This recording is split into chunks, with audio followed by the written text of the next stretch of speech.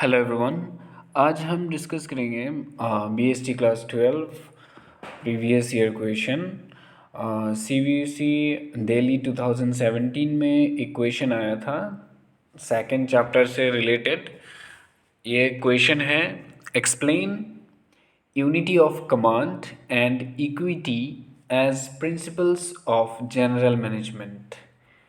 तो इसके आंसर के बारे में अब डिस्कस करेंगे। According to Fayol, there should be one and only one boss for every individual employee. Dual subordination should be avoided. Fayol felt that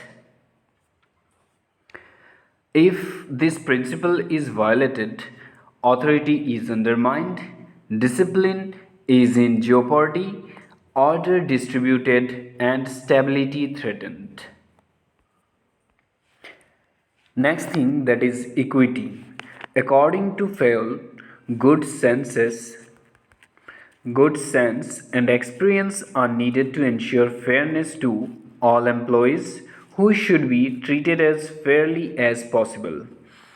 This principle emphasizes on kindliness and justice in the behavior of managers towards workers.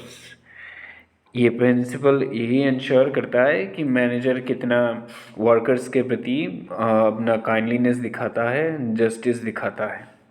The manager should not discriminate against anyone on account of gender, religion, language, caste, belief और nationality etcetera. Manager को कभी भी discriminate नहीं करना चाहिए किसी भी employee को जेंडर के ऊपर बेस करके, रिलीजियन, लैंग्वेज, कास्ट, बिलीफ और नेशनलिटी के ऊपर बेस करके, ये सब चीज़ों के ऊपर बेस करके मैनेजर को कभी भी डिस्क्रिमिनेट नहीं करना चाहिए किसी भी एम्प्लॉयज़ को। ठीक है, तो इसी के साथ हमारा क्वेश्चन में जो दो चीज़ें के बारे में डिस्कस करने के लिए बोला गया था, unity of command and equity, दोनों हमने डिस्कस कर लिया। तो इसी के साथ ये ख़त्म होता है। That's it.